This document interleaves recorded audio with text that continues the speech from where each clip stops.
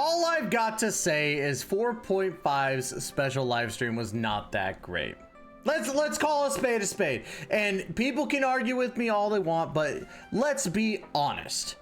This is a dry and dead patch. However, there are some things that are good to talk about, and I think that we should actually expand on some of these things, and that's what we're here today. We're going to talk about the condensed version of 4.5 and talking about some of the things that did actually occur and details that you might have missed in regards to certain things. Now, before we get into that, please make sure to hit that like and subscribe button down below and hit that notification bell to be notified of when the next Genshin Impact video comes out. And of course, leave a comment. Would love to hear y'all's opinions, but without any further delay, let's go ahead and talk about it. So big shout out to gameswith.net. We will be using them to kind of get all the information needed, so they're usually good about getting everything done. First things first, we did get 3 codes. That's pretty standard, but let's first talk about these banners. As you can see right here, we see that phase 1 banners are going to feature Chiori being new and Ito being a rerun, followed by phase 2 being Nuvolette and Kazuha. Now, these are actually pretty good banners in general. This is probably the highlight, which isn't entirely a good thing, but it's definitely not a bad thing. Chiori is going to be scaling with both attack and defense, it looks like, and probably going to be a good sub slash off-field DPS character. So I'm pretty stoked on that. From what I hear, that she's really good with pairing with the likes of Albedo and, you know, Ito and Navia, but who knows. But I really want to see exactly how good she's truly going to be. Now, I kind of saw her abilities, and she kind of reminds me of like a Qingque slash Kazuha in that sense with her burst. But yeah, she looks cool. I'm gonna be summoning for her because she looks like she could be fun. However, I want to make it abundantly clear, and I want people to understand this. Characters do not equate to long-term content in the sense, like, yes, can you play the characters? Yes. Will you enjoy the characters long term? Yes. But I feel as though we get, like, as gacha players, we get into this mindset that content equals new character, or new character equals content. That's not how I view it. I view the content being the events that happen, the story that happens, everything that they're offering in the patch outside of just a character, because the character you have to spend money for. If I'm going into a patch, I want to see what's free, what's coming to me, and what can I do to play the game. Granted, do I spend money on games? 100%, but I feel as though a lot of us as gacha players have gotten too sidetracked into the whole, like, oh yeah, character equals new content. That's not the case in my opinion. If you don't agree, I understand, but I don't think we should be warranting or giving Genshin an out for being like, oh yeah, they gave us a new character at least. Nah. So Chiori looks like she's gonna be fun, but I don't equivalate that to the content. Now, let's talk about this first event. This is a potion event where players can get a chance to concoct, promote, alchemy, and sell potions. Participate in this event to obtain various rewards, such as a new 4-star weapon and its refinement materials. This new weapon is going to be a new staff, basically, or pole arm for some characters. So that's cool. Do I like the event? I think it's okay, but it's not something I'm going to be going out of my way for. There's a lot of side events that go with this event as well. It's basically the main thing that's going to be happening, right? So there's that. One event that everybody was hyped for, it looked like, was the Feline Fortress Ferticy. And it's because you're basically owning a cat cafe and you're going to be placing furniture and petting cats. And while that's cool and all, I don't think it's that hype. I really don't.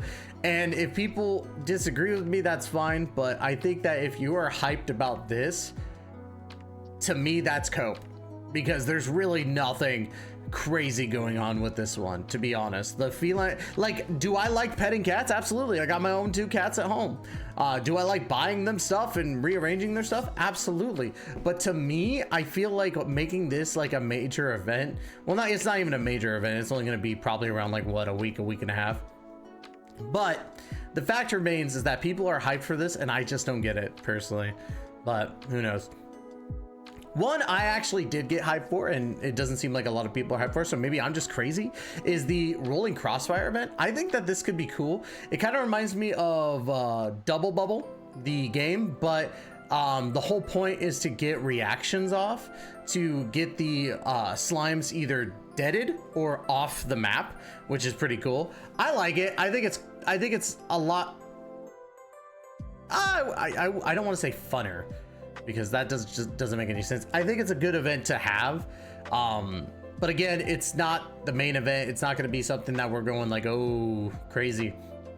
It's literally just a side event that's going to happen, and I'm all for it. I think it's cool, but is it gonna make 4.5 like the absolutely must play thing in the world? No.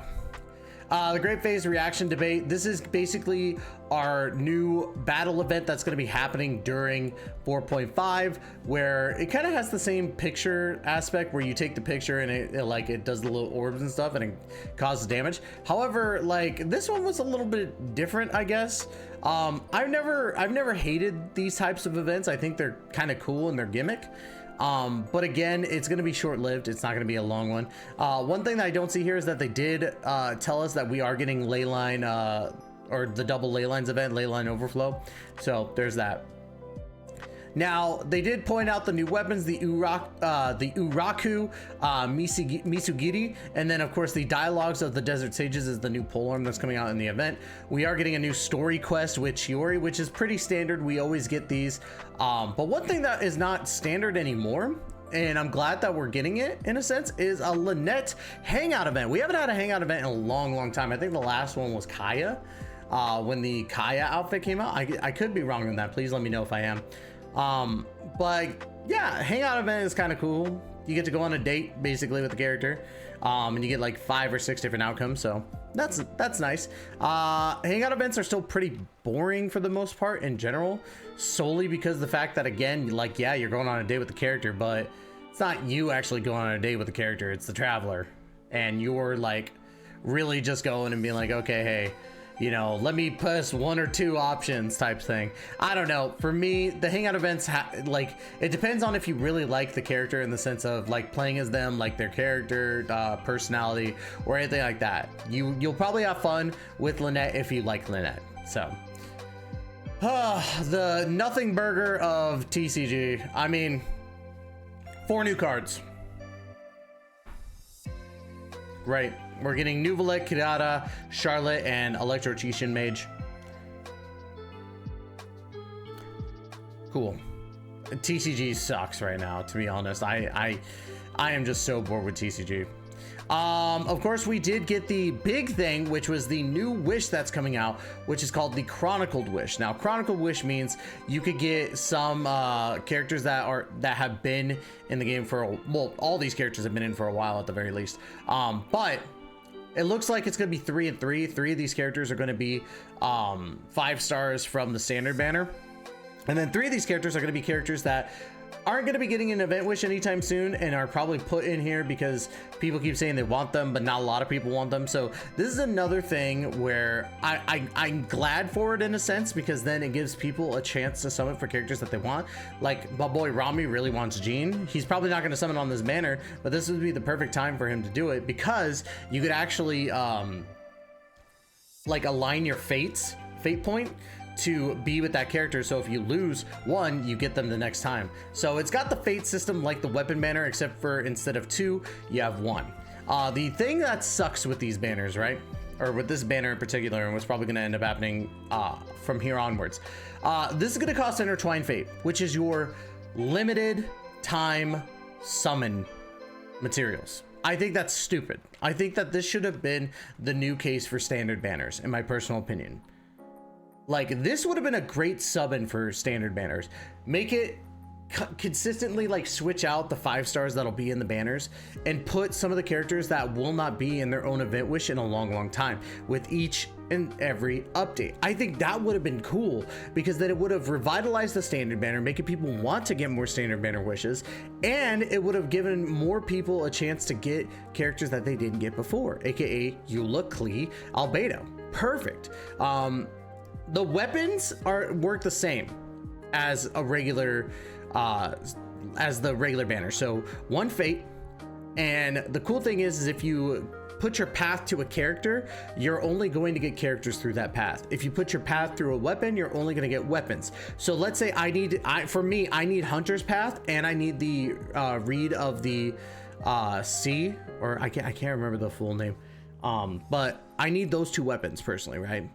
So I could legitimately just be like, okay, I'm gonna put my path for Reed, and then boom, I get the hunter's bow, and I'm like, yes, perfect. And then for my next weapon summon, I get that weapon as well. Now granted, would I suggest doing that? Absolutely not, but I'm just saying there's that possibility.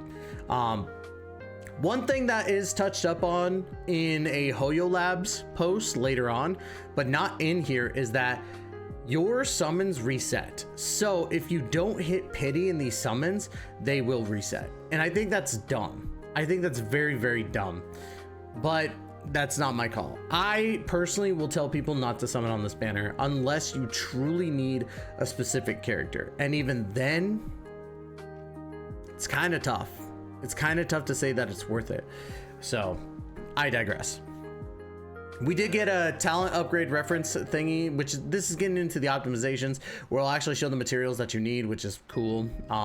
We get a training guide that shows stuff that you need to do for your characters, or recommended weapons, which is the recommended weapons is pretty cool, but otherwise everything else to me just seems like a nothing burger. Overall, to me, this patch is dry, bland, baby food. Like, it's terrible. There's nothing going on in this patch that I think warrants even like backing them up. And I feel like a lot of people are just into this whole defending Hoyoverse thing, or defending Genshin Impact because it's their comfort game, it's their cozy game.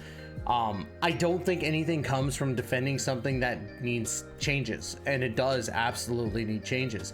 I wish that people would see that, and there's nothing wrong with calling out when a patch is dry. Now, something else I want to touch up on about when the fact I say dry filler patch.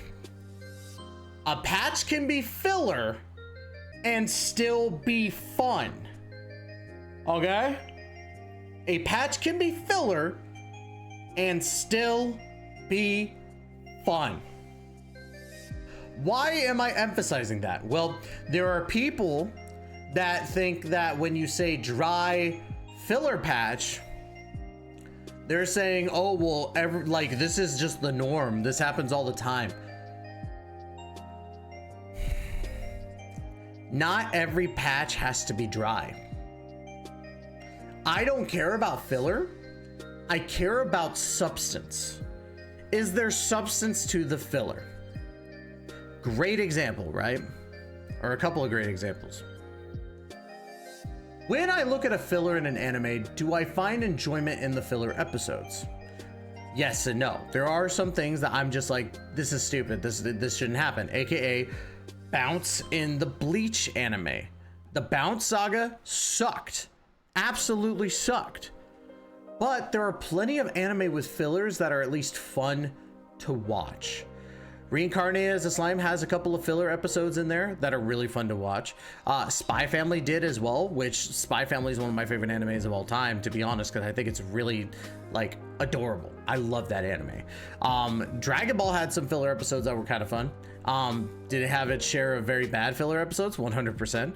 But I feel as though everybody just kind of looks at the, like, dry patch and they go, oh, well, it's a filler patch, so it's supposed to be dry. No. If you're a game maker and you're making patches all the time, you should make it entertaining, right? Like, yeah, you have some events that could work. Rolling Crossfire seems to be the one that I'm most excited for, which is kind of dumb. But hey, I like that type of game. But characters don't make your filler even more fun. But hey, you got a story quest, you got hangout event, and you got a TCG update. And new summons. But do I think that this patch is a fun filler? No, it's a dry filler. So this at least gives you time to finish up stuff that you haven't done before, like me, Chenyu Vale. I can finally finish that up and get that 100%. Cool. Maybe catch up on a couple quests that I haven't done yet, but that's about it. There's not really anything else going on for this patch. But if you disagree with me or agree with me, I really, just let me know in the comments down below. Want to hear y'all's opinions on it. To be honest, I think that this dry filler patch is just bleh. And we're gonna hear about 4.6 and be even more hyped for that, because I have a feeling there's stuff that's gonna be announced for 4.6 that is gonna be really, really good. So anyways, y'all, that's gonna be it for today. Don't forget to like, comment, subscribe. Let me know in the comments down below what you think. And of course, as always, we'll catch you in the next video. Please take care and be safe.